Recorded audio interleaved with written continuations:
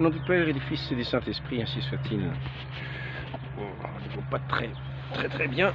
Je vais peut-être me mettre de ce côté-là, ce sera mieux. Là, je veux aujourd'hui parler d'un sujet plutôt historique, parce que dans toutes ces histoires, la vérité, on essaye de l'approcher, la vérité. On essaye d'approcher la vérité quand on veut faire le bien. Nous essayons autant que nous le pouvons, nous en demandons la grâce, mon Dieu, de nous approcher de la vérité. Lui-même est la vérité. Il est la vérité. La vérité qui a été haïe, qui a été mise sur une croix, qui a été insultée, qui a été bafouée. Mais nous nous approchons de la vérité, nous savons que la vie est dans la vérité. Et nous savons par contre que le mensonge se sert, que la haine se sert, que le mauvais, celui qui est le diviseur, celui qui a la haine de Dieu, l'ange rebelle, utilise le mensonge pour diviser, utilise le mensonge pour éliminer, pour tuer, pour développer le sentiment d'injustice, la haine. Et ainsi, il y a des idéologies très bien fournies qui vont dans ce sens-là, qui ont comme coutume, comme arme principale, de regarder les choses d'un seul œil, de voir les choses de façon tout à fait biaisée, et volontairement.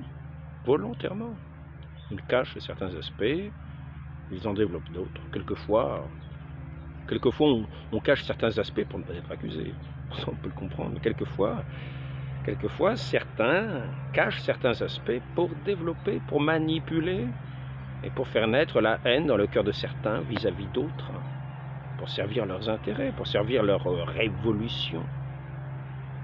Il faut se méfier de toutes ces doctrines. Nous savons que l'habitude révolutionnaire est une habitude mensongère. On a fait couper la tête du roi, son jugement, son procès était une ignominie. C'était un ensemble, comme pour le Christ, un ensemble de faux témoignages, de mensonges, qui ont pris caractère officiel et qui se transmettent de génération en génération vis-à-vis de ceux qui suivent le divin maître, vis-à-vis de ceux qui demeurent dans la lignée de ceux qui ont été condamnés. Malheur aux vaincus, dit-on. Ainsi, les chrétiens, tout au long de l'histoire, ont pratiquement subi des persécutions, subi des haines diverses. En particulier en pays musulmans, il y a ce mensonge qui a été développé au sujet du Christ, de dire qu'il n'a jamais été crucifié, de dire qu'il n'est pas mort, qu'il n'est peut-être même donc qu'il n'est pas ressuscité, que ce n'est pas Dieu fait homme, et que par contre le salut ne vient pas du tout du Christ, mais que nous avons un autre personnage, un autre qui prend la place du Christ et qui dit c'est moi, suivez-moi, écoutez-moi et tuez tous les autres. En gros c'est ça. Tous ceux qui disent autre chose, éliminez-les, réduisez-les en esclavage, c'est ce qui est dit dans ce livre. Et on donne les manières de faire, crucifier, frapper au cou, terroriser, etc. C'est marqué comme un mode d'emploi dans ce livre. Mais nous avons d'autres livres, le petit livre rouge. Qu'est-ce que c'est? C'est au bout du fusil. C'est pas la liberté au bout du fusil, le pouvoir au bout du fusil, ou je sais pas quoi, un truc de ce genre. Vous avez toutes ces fleurs révolutionnaires sont des fleurs qui diffusent le mensonge. J'en parle de temps en temps. Il ne faut pas oublier. Donc essayons de nous approcher de la vérité pour arriver à nous rétablir dans ce que Dieu a voulu pour nous, c'est-à-dire une entente, une fraternité véritable, non pas des querelles sans fin, transmises de génération en génération. Donc je reprendrai au sujet de cette histoire de l'Algérie, de ce qu'on appelle aujourd'hui l'Algérie, qui n'a pas toujours été l'Algérie. Tout ce qui était de ces territoires désertiques, dans lesquels sont aujourd'hui les champs pétrolifères, ce n'était pas du tout sous la dépendance de la régence d'Alger. Donc, qui était d'ailleurs faisait partie d'ailleurs de l'influence turque. C'était normalement placé sous l'autorité turque, même si c'était pratiquement indépendant. Donc, je vais simplement dire ce qu'on peut trouver assez communément. Hein. La régence d'Alger correspond à la partie non saharienne de l'Algérie d'aujourd'hui. Elle était théoriquement une dépendance de l'Empire turc. La prière se faisait au nom de l'autorité turque. Pour ce qui est, alors que par exemple du côté des Marocains, ça se faisait plutôt des descendants des commandeurs, enfin me semble-t-il, hein. Pas le roi du Maroc. Donc, elle était théoriquement une dépendance de l'Empire turc. La prière se faisait au nom de l'autorité turque, mais en fait c'était cette régence d'Alger était en fait totalement autonome. Elle était dirigée par le Dey d'Alger. Le Dey d'Alger qui est né cependant, lui, en Turquie. Le Dey, Pacha Hüseyin Dey, né à Ulra, en Turquie. C'est quand même pour montrer que c'était quand même en lien avec la Turquie. On n'envoyait pas n'importe qui pour être le Dey d'Alger. C'était un Turc. Donc né à Ulra, en Turquie, 1764-1838. Date de naissance et date de sa mort. Il comprend le territoire du sultan, Alger, le Sahel et le Mitidja. Je ne suis pas un spécialiste. Hein. Les trois Bélix les chefs sont nommés par le Dey. Il y a Oran et de Constantine. De 1802-1821, le pays est en proie à de violentes dissidences des tribus de l'arrière-pays et à la rébellion de certaines populations qui affichent leur désir de se débarrasser de la régence. Donc nous sommes dans un pays effervescent, dans un pays en mouvement, un pays assez, à cette époque-là, disons que si on veut être tranquille, il vaut mieux pas venir par ici, quoi. Hein, si vous voulez vivre en paix, apparemment c'est pas tellement ni l'époque ni le lieu pour venir, quoi. Hein. Si vous voulez faire la paix, c'est autre chose. En disant la vérité, en rappelant la vérité, en rappelant les choses telles qu'elles sont. Il y a moyen de faire entendre les gens sur ce qui est vraiment. Mais en fait, souvent nous nous rendons compte que chacun a ses vérités, même si c'est faux. Chacun a ses histoires sur lesquelles il se fonde. Chacun veut baser sa raison d'être sur des histoires sur lesquelles il se fonde. Ce n'est pas forcément la vérité. Donc, 1802-1821, le pays est en proie à de violentes dissidences. Sur le plan militaire, la flotte d'Alger est dépassée par les flottes européennes. Parce que c'est vrai, avant nous avions là des flottes très importantes qui permettaient de sillonner la Méditerranée, les corsaires qui partaient d'Alger. C'était des centres de piraterie. Déjà, Saint-Vincent-de-Paul avait été capturé sur les côtes du sud de la France, alors qu'il faisait un petit trajet en bateau. Il avait été capturé, Saint-Vincent-de-Paul, et mis en esclavage sur les marchés, justement, d'Afrique du Nord. Et il disait, un jour ou l'autre, il faudra bien faire une intervention pour mettre fin à cet esclavage, ces marchés d'esclaves, où les Européens qui sont rasiés sur les côtes européennes sont mis en esclavage sur ces côtes-là. 18e siècle, pareil, il y avait à peu près 4000 en permanence, enfin, sur ces marchés, 4000 personnes, voilà. Et lorsque nous arrivons en 1830, la flotte corsaire du Dey d'Alger a fortement diminué. Certains disent qu'elle était prise en Constantinople, ça ce sont les explications de chacun. En fait, la flotte européenne sont devenues bien plus puissantes, avec des armements bien plus puissants, il y a des bateaux à vapeur, il y a des choses, donc ils commencent à dominer la Méditerranée bien plus largement. Et c'est pour ça que l'influence des corsaires d'Alger est moins grande. Et par conséquent, il y a moins d'esclaves, il y a moins de rapports, on capture moins les proies, les bateaux de commerce, etc. Parce qu'ils sont davantage surveillés, mais ça continue. Ce qui fait que les revenus du Dey d'Alger sont en diminution aussi, en proportion. Ah oui. Oui. pourrait appeler ça des razzias sur mer. Il y avait les razzias, c'est un mot arabe le mot razzia, c'est pas un mot français, il est devenu français ensuite au contact. Mais c'est une pratique propre dès l'origine de l'islam, pratiquement, les razzias, peut-être avant même encore. Mais c'est une pratique assez universelle remarquée, mais c'est surtout, là, c'était vraiment des pratiques assez développées. Et là, donc, ce sont les razzias sur mer. Les pays européens avaient leurs corsaires, hein, pour prendre pour attaquer les vaisseaux espagnols, les galions espagnols qui revenaient chargés d'or, etc., ou pour nuire à la marine espagnole qui était à un moment la première puissance après la Reconquista, hein, après s'être libérée de l'influence justement qui venait d'Afrique du Nord, qui avait conquis, qui dominait la péninsule ibérique, la péninsule espagnole. Donc après ça, il y a eu cette puissance espagnole qui est une puissance remarquable qui s'est étendue d'un bout à l'autre de la terre. C'était l'empire sur lequel le soleil ne se couchait jamais. Bon, donc ils étaient attaqués en mer aussi par des corsaires, par des pirates, un peu partout. Mais en tout cas, il y avait ce centre, ces marchés d'esclaves, ce centre de piraterie, on peut dire, les corsaires d'Alger. Ça faisait déjà des siècles qu'on parlait d'intervenir. Déjà Saint Vincent de Paul parlait qu'il faudrait un jour intervenir. Donc voilà, là nous avons une baisse de cette puissance militaire,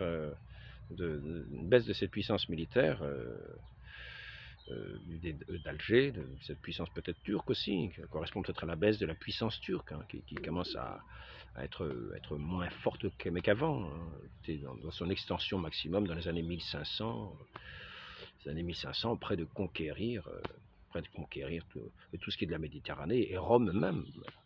Ça a échoué, heureusement. Heureusement, je parle en tant que chrétien, bien sûr, heureusement pour ce qui est, on peut dire, la véritable lumière du monde. Le Christ est la lumière du monde. Nous avons eu la fête de la Transfiguration, nous avons vu comment il est apparu devant les apôtres, tout rayonnant de cette gloire divine, et afin de montrer un reflet de sa divinité, notre humanité, lui qui allait passer par la passion, la croix et la mort sur la croix, afin que ses apôtres aient ce souvenir, et ne perdent pas, ne se découragent pas, mais et intérieurement toujours ce souvenir et garde quand même cette espérance de cette résurrection que le Christ a annoncé de nombreuses reprises. Il avait annoncé sa mort sur la croix, sa persécution, tous les outrages qu'il aurait à subir en allant à Jérusalem. Et ensuite, il annonçait aussi sa résurrection le 3e jour. Donc, je reviens sur le sujet. Enfin, ça ne fait pas de mal d'entendre aussi, que notre Seigneur est la vraie lumière, la sagesse éternelle, qui a été condamnée, qui a été méprisée, je le répète. Donc revenons si possible dans les conditions qui sont celles de l'époque. Alors après ça, nous avons les rapports avec je ne sais pas tellement les rapports qui étaient entretenus entre la France et le dé d'Alger. En tout cas, il y avait un rapport qui était établi depuis des siècles entre le roi de France, mais là nous n'étions plus... Il y avait à nouveau des rois, mais la Révolution était passée par là, ce n'était plus la même chose, ce n'était plus cette royauté de droit divin, nous étions autre chose. Mais en tout cas, depuis des siècles, sous les rois de France, depuis François Ier, il y avait eu un contact très particulier entre l'Empire turc et le royaume de France. Et le royaume de France avait certains avantages qui étaient octroyés par l'Empire turc, en particulier en Terre Sainte. C'était le gardien de la Terre Sainte. C'était aussi justement, il y avait les pavillons du royaume de France qui avaient cette particularité d'échapper au piratage, normalement. Bon, donc, 30 avril 1827, il se passe entre le consul de France, c'est même pas la peine de dire son nom, je ne veux pas aborder l'histoire et la développer, savoir qui a raison et qui a tort, ce n'est pas l'important. L'important, c'est simplement cet événement qui s'appelle l'affaire de l'Éventail. On doit bien retenir le 30 avril 1827, l'affaire de l'Éventail. Donc ce qui se passe, c'est qu'il y a cet échange entre le dé d'Alger et le consul de France, qui finit tout simplement avec le dé d'Alger qui met des coups de tapette à mouche sur le consul de France. Bon. Je n'en viendrai pas à cette dispute, comme je le dis, mais en tout cas, donc il était question qu'il y ait des excuses qui soient faites au consul de France, des excuses qui soient faites publiquement. Donc il fallait que ces excuses soient faites publiquement, sinon c'était quasiment un casus belli, c'était pratiquement une insulte qui était considérée comme étant faite à la France. Et voilà, donc le dé d'Alger refusa de faire ses excuses pour avoir frappé avec une tapette à mouche le consul de France dans cette rencontre. Histoire stupide, histoire vraiment stupide. Il y a des visites qu'il vaut mieux éviter de faire, parce qu'ensuite elles débouchent sur des conséquences qui peuvent être très graves. Et là, donc bah, ça a été l'occasion, justement, l'occasion de cette... d'abord une sorte de blocus de la flotte française par rapport aux côtes algériennes, d'Alger, qui a fait souffrir un peu plus l'économie du dé d'Alger, qui était déjà un petit peu chancelante. Il levait ses impôts depuis déjà des décennies sur les populations algériennes, sur les populations qui s'en trouvaient très mal. On voulait se débarrasser, certains voulaient se débarrasser du dé d'Alger. Donc le blocus français n'a pas rajouté encore à son prestige. Et finalement, il y avait plusieurs conditions qui étaient proposées dans cette excuse que le dé d'Alger devait donner. Il fallait que des envoyés du dé d'Alger aillent sur le bateau, un bateau de la flotte française de Provence, et aillent faire ses excuses au consul, et puis en même temps s'engager à un papier, tous les grands d'Arégence viendront faire excuse à bord du vaisseau La Provence au nom du dé. Deuxièmement, au signal convenu, les pavillons français seraient honorés par 101 coups de canon. Alors il fallait hisser le drapeau français sur certains lieux, puis faire sonner le canon en l'honneur du drapeau français qui avait été... Ça avait été senti de telle façon par les autorités françaises qui avaient été humiliées par ces coups de chasse-mouche. Hein. Mouches à quoi déjà? Les mouches à quoi? Voilà, oui, c'est ça le problème. Les mouches, c'est pas tellement les abeilles, quoi. Hein. Les mouches à... Et oui, donc c'est un peu plus insultant encore. Hein. Ça aurait été, pour attraper les abeilles, ça aurait été moins grave, mais les chasse-mouches. Bon, alors donc... Signal convenu, le pavillon français est honoré par 101 coups de canon. Les objets de toute nature, propriété, ça c'est le troisième point, les objets de toute nature, propriété française et embarqués sur des navires ennemis de la Régence ne pourront être à l'avenir piratés, visités et pris.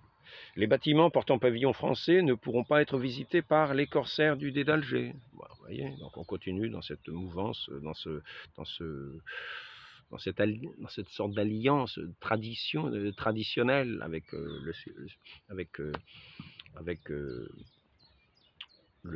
les autorités turques. Alors ensuite, les bâtiments pavillons, le cinquième point, c'est l'exécution dans la Régence d'Alger des accords qui ont été faits avec justement la porte ottomane.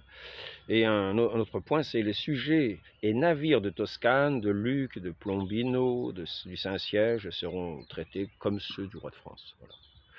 En gros, c'était des choses comme ça qui devaient être respectées, des choses comme ça, plus ou moins comme ça.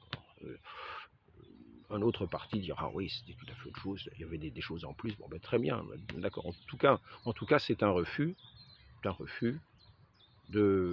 rejet de cette demande française, d'une certaine manière, comme un ultimatum qui va entraîner le blocus, et puis ensuite qui va entraîner le débarquement à Alger, qui aura lieu le 5, non, c'est pas le 5 juillet, qui aura lieu le 14 juin 1830, Et l'affaire est réglée le 5 juillet. 5 juillet, c'est plié. Le Dey d'Alger a capitulé.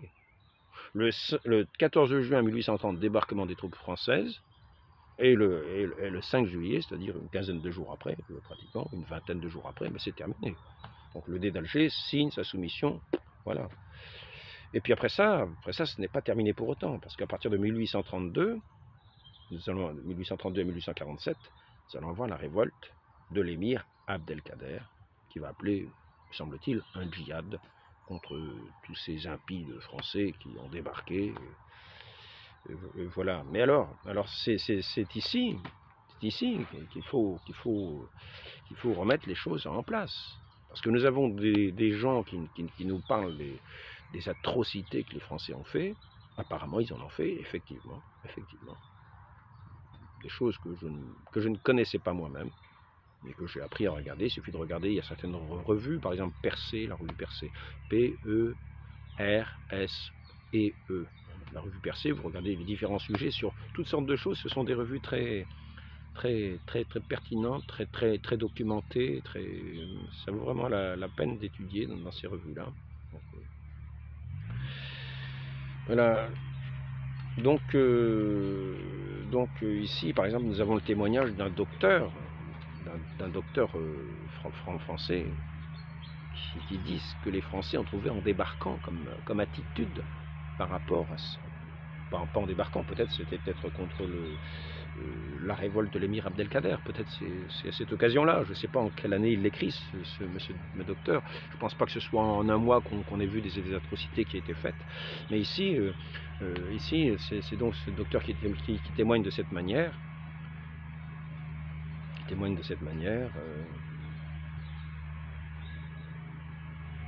après avoir massacré nos blessés, écrit un médecin militaire, ils n'oublient jamais de leur couper la tête et poussent même leur féroce fanatisme jusqu'à déterrer les morts pour leur faire subir cette opération. Voyez, dès le début de la conquête, le comportement des guerriers algériens fait l'objet de dénonciations sévères de la part des Français qui ne peuvent qualifier autrement que de barbares.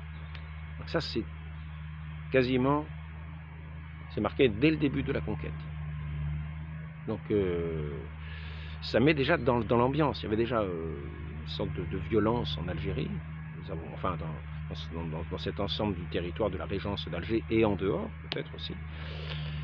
Nous avons déjà cette ambiance où nous avons vu que c'était les tribus contre...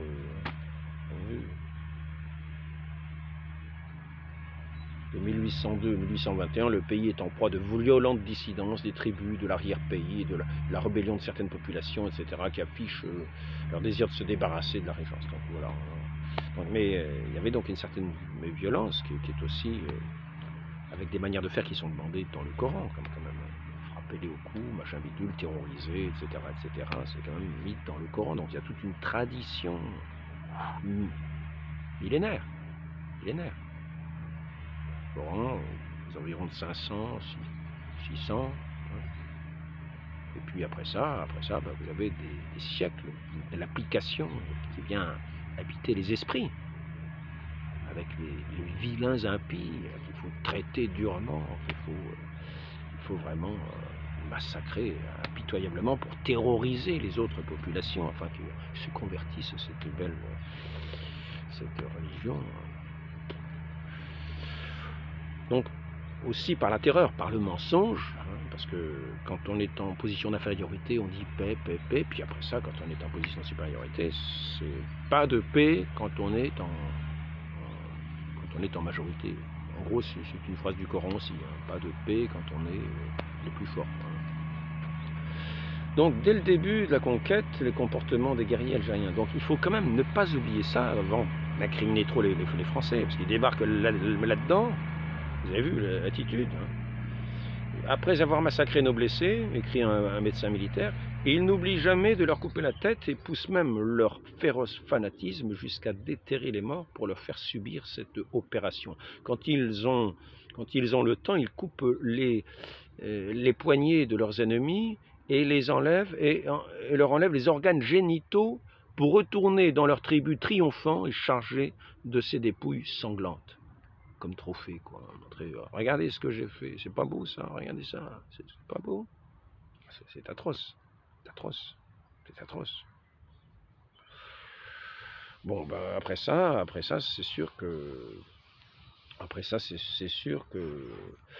que l'armée qui débarque et qui subit ces choses-là, on voit déjà une chose, c'est que finalement, des mercenaires d'Alger vont être directement embauchés pour constituer l'armée d'Afrique.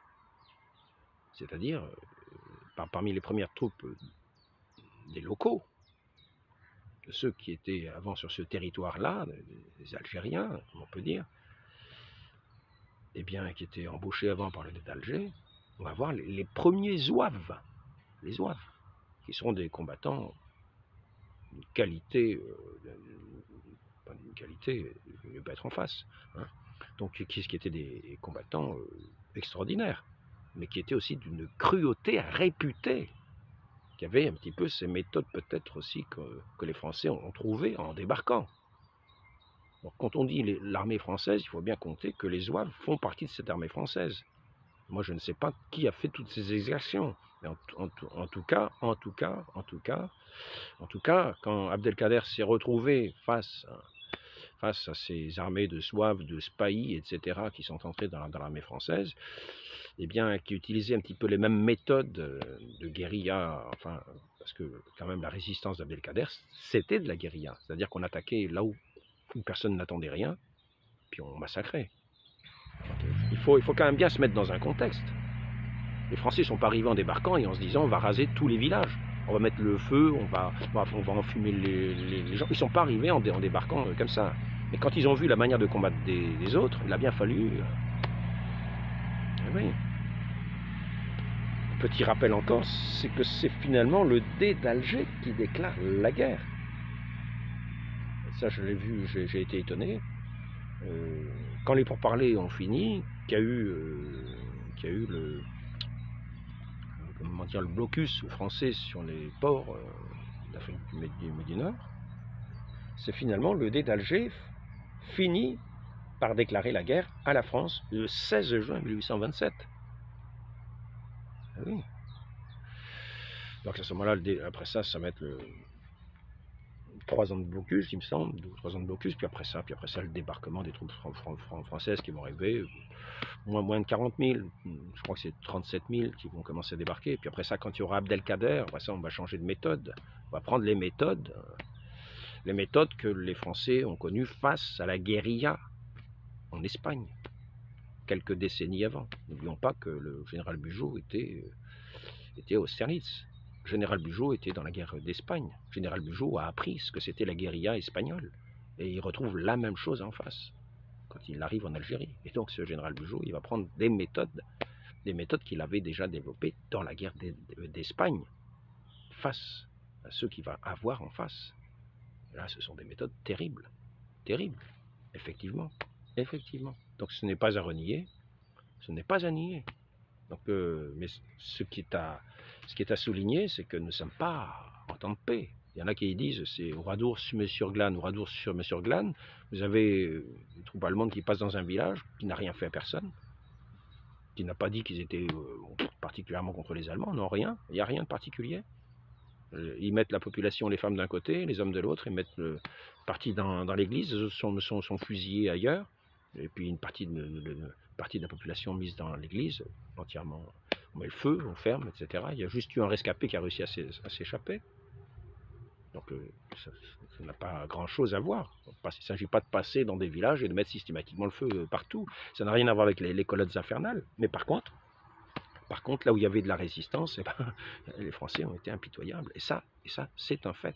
Mais il ne s'agissait pas de nuire à la population. Mais il s'agissait de mettre fin à cette guérilla qui était terrible. Donc il y avait des manières d'agir terribles des deux côtés. Et ça, il ne s'agit pas de le nier. Si on le nie, on se ferme un œil et on développe une haine. Donc on trompe dans ce caractère-là. S'il n'y avait pas eu les pirateries, les choses comme ça, on voit bien que parmi les conditions de demande d'excuses, Ben, il y a la fin des pirateries, au moins sur les vaisseaux français. Donc, s'il n'y avait pas eu les pirateries, il n'y aurait peut-être pas eu non plus l'occasion de faire ça. Bon. Après ça, c'est une atrocité, mais l'atrocité, c'est cette guerre. C'est cette guerre qui est simplement faite. On est en état de guerre. Il y a cet Abdelkader qui est insaisissable, quelqu'un de remarquable, hein, de remarquable. Je crois que le général Bugeaud qui était en face l'appréciait en tant que combattant, en tant que quelqu'un de tout à fait, un chef de guerre tout à fait remarquable. En même temps, il employait les mêmes méthodes. Le général Bugeaud employait les mêmes façons de faire, en gros. Face à la guérilla, il a employé des méthodes pour mettre fin à cette guérilla de la façon la plus radicale. Il ne s'agit pas de justifier les guerres, hein. Il ne s'agit pas de justifier ça, mais simplement de rétablir des choses, quoi. Les Français ne sont pas arrivés en débarquant avec des baïonnettes et en voulant massacrer tout le monde. Non, ce n'est pas la question.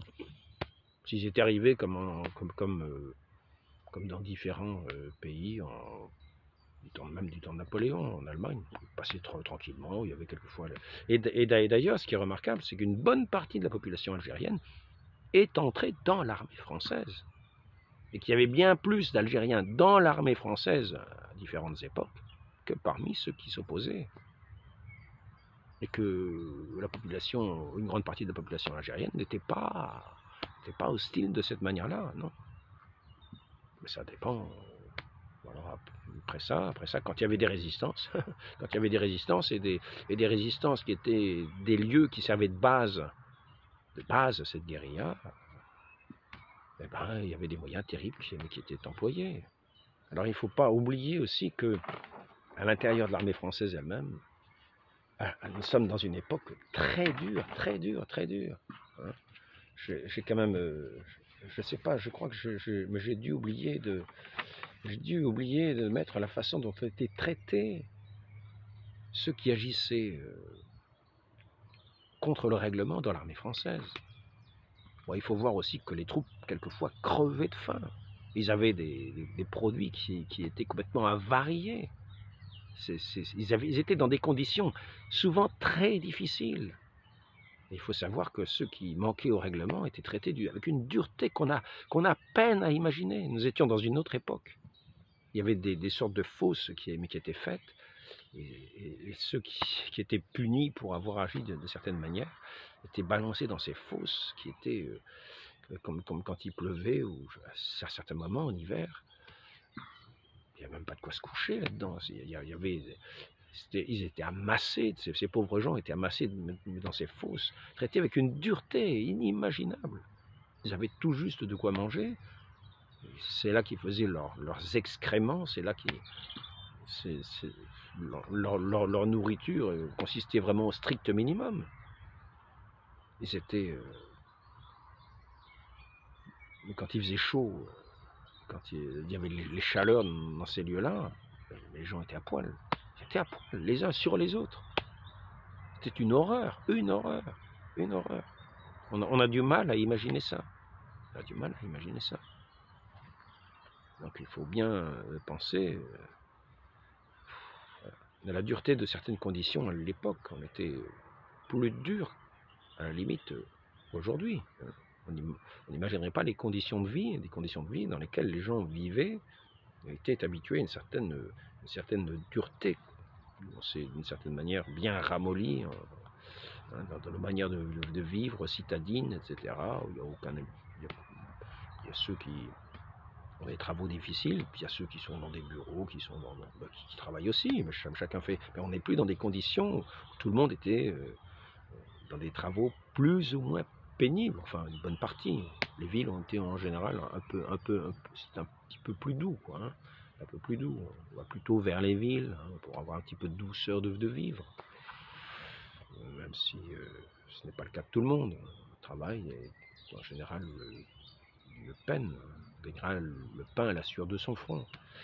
Mais en tout cas, à l'époque, on était plus, à la fois plus solide, d'une certaine manière, même si bon, ce sont des abominations. Il y a eu c'est vrai, puis dans ces conditions, dans cette guerre atroce, sans pitié d'un côté ou de l'autre, hein, pour aller jusqu'à déterrer des morts, pour couper la tête, pour montrer ça. Regardez,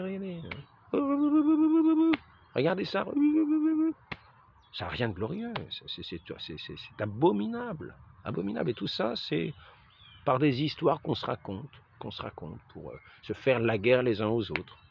Ah, c'est moi qui ai raison. On fait des atrocités à des gens qui sont peut-être nos frères, parce qu'on raconte des atrocités, mais parce qu'on ne raconte pas tout, parce qu'on fait parler des choses comme étant de l'injustice, qui méritent des châtiments. Mais oui, mais les choses ne sont pas comme ça. Quand les Français ont débarqué, ils ont été écœurés de voir ce qui était fait contre les prisonniers, contre eux, etc. De manière abominable. Ils se sont mis à agir d'une manière qui correspondait abominable.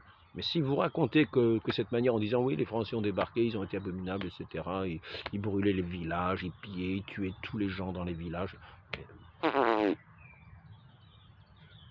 faut en revenir à ce qui est. Il y a une guerre, là où il y a des bases, des bases de gens qui soutiennent la guérilla, c'est sûr que ça ne va pas se passer forcément bien.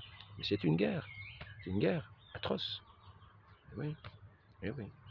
Voilà, bon, ben, je peux en rajouter des masses, hein, parce qu'on pourrait rajouter des détails. En tout cas, les Zouaves étaient réputés comme étant les soldats parmi les plus cruels, mais en même temps, les soldats aussi, disons, avaient une réputation d'être des combattants hors pair. Ils avaient plusieurs qualités, en particulier ils agissaient en silence. Ils savaient combattre de nuit. Imaginez, vous êtes dans un village tout tranquille, des gens qui arrivent en silence, vous faites avoir lamentablement. En plus, très bon dans les reliefs pour escalader. Et puis alors, ce qu'ils avaient en premier, c'est sûr que ça correspond au silence, c'est l'attaque à la baïonnette. Alors là, hein, imaginez. Donc c'était la réputation des Zouaves, des gens qui avaient ces particularités, combattant en silence, de nuit, à la baïonnette. Et les résultats étaient terribles. Hein. Les résultats étaient terribles. Ils étaient très efficaces, très efficaces. Et dans les reliefs, ils arrivaient à monter les pentes les plus escarpées. C'était des combattants hors pair, mais en même temps réputés d'une cruauté. Donc là, ce sont des gens locaux, d'Algérie eux-mêmes, hein, qui étaient utilisés comme mercenaires par le dé d'Alger. Ils étaient dans cette armée de la régence d'Alger. Oui. Et ils sont passés dans l'armée française. Et ils ont eu une histoire dans l'armée française. Ils sont allés au Mexique, ils sont allés sur pratiquement tous les champs de bataille. On les a vus de façon magnifique. Il valait mieux pas être en face quand même. Voilà. Donc revenons à ce qu'est une guerre. Une guerre, c'est pas extraordinaire, et surtout quand on pratique la guérilla. Ça s'appelait la petite guerre, et c'est devenu, mais ça a été appelé, c'est ce qui s'appelait la petite guerre, qui a toujours existé dans tous les pays, hein, à toutes les époques. Pas dans tous les pays, mais à toutes les époques, ça a existé, plus ou moins. Et la réponse n'est jamais très brillante. Hein. La réponse n'est pas plus extraordinaire, quoi. Les moyens employés sont atroces. Dans cette petite guerre, dans cette guerre de guérilla, les moyens employés sont atroces. Et la réponse est atroce aussi. Et les communistes en savent quelque chose. Tous ces historiens communistes qui sont en train de raconter l'histoire en mettant un seul œil, en disant les Français ont été atroces, en oubliant de dire qu'en face il y avait une guérilla atroce. Hein. Il faut quand même se mettre là. Mais tous ces gens-là, tous ces communistes sont très forts pour développer les haines. Et ce sont toujours ces historiens-là. N'oublions pas, je reviens à ces communistes. Ils avaient fait quand même alliance avec les nazis de août 39. La guerre a été déclarée en septembre 39 1er septembre, une semaine avant, il y avait eu l'alliance de Staline et de Hitler. Et les communistes en France ont saboté. Alors ils peuvent faire leur histoire dans des livres et toujours tarabiscoter. C'est eux qui sabotaient les armements français dans les usines françaises et qui ont fait que des aviateurs se sont cassés la figure parce que leur appareil était saboté. En Indochine c'est pareil, ils sabotaient les armements, etc.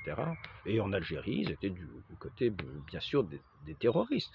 Ce sont des terroristes. Quand on utilise des méthodes de guérilla qui sont horribles, Après ça, on va parler de la torture.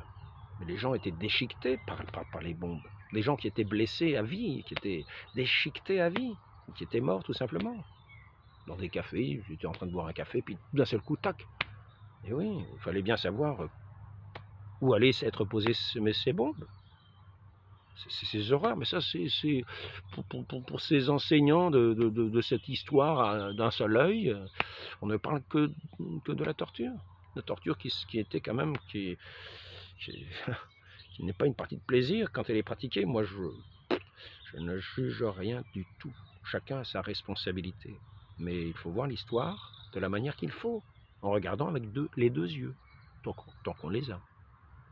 Si on a deux yeux, regardons avec deux yeux. Essayons de nous approcher de la vérité pour éviter d'attiser les haines. Donc maintenant, voilà, c'est le simple objet de notre entretien, de cet entretien. Je ne sais pas si j'ai tellement apporté. Mission de reconnaissance sont la forme la plus conventionnelle du renseignement militaire. Même dans les conflits non conventionnels, il s'agit de découvrir l'ennemi, de l'identifier et de découvrir sa force. Au Mexique, les zouaves étaient employés dans ces missions de reconnaissance, les chacals. On les appelait chacals, je crois, parce qu'ils attaquaient de nuit. Ils faisaient des attaques de nuit, combattaient de nuit. Chacals étaient tenus en toute estime pour ces missions. Sous le Second Empire, l'armée française ne mena pas moins de 8 campagnes en Algérie, dont 6 pour soumettre la Kabylie. Les zouaves y furent souvent employés comme éclaireurs. Par exemple, le 11 mai 1865, lors de l'expédition de Babor, les zouaves, 617 hommes, mènent une reconnaissance offensive en représailles à l'attaque du camp, l'attaque d'un camp d'El Morjou, la veille. Il faut reconnaître l'ennemi, le détruire. Le village d'El Ambarek, réputé dissident, les zouaves forment l'avant-garde avec un peloton de spahis et de goum, de cavaliers auxiliaires. Dans ce cas, les chacals sont les seuls fantassins à accompagner les troupes montées. Face aux indigènes d'Algérie et aux libéraux mexicains, le règlement de 1791, encore en usage sous le Second Empire, était d'un faible secours, c'est-à-dire les batailles rangées, etc. Dès le début de la conquête d'Algérie, les soldats avaient donc développé un système de combat en tirailleurs, déjà pratiqué dans la Révolution de l'Empire, plus adapté au genre de guerre qu'ils avaient à mener. Tactique traditionnelle était cependant pas ignorée des zouaves. Ils savaient mener aussi les guerres traditionnelles, se former en carré, etc. Cette aptitude au combat chacal, leur faculté de combattre dans le silence, etc. Les autres font suffisamment de publicité autour de leur cruauté, réputation reprise et amplifiée par les militaires des autres unités. Si les archives d'Algérie montrent un affrontement permanent entre les zouaves et les populations indigènes, il n'en va pas de même au Mexique où la population est évolutive. Bon, je vais arrêter là, mais c'est pour montrer. Si on parle de français, sachant aussi parler, des troupes françaises, sachant aussi parler des zouaves, qui étaient originaires d'Afrique du Nord. Voilà, donc essayons d'apaiser en montrant que la guerre n'est jamais partie de plaisir, que c'est souvent une horreur. Mais cette horreur, elle est souvent mise en pratique dans les deux camps parce qu'il y a un camp qui l'applique et il faut y répondre. Mais même la guerre elle-même, est à éviter. Travaillons plutôt à la paix, travaillons à la concorde, travaillons dans la vérité, dans un esprit de vérité, dans le respect les uns des autres. Donc ne soyons pas borgnes quand nous racontons l'histoire. Ne soyons pas borgnes, je vais essayer de ne pas être borgne, je vais essayer de montrer les faits des deux côtés.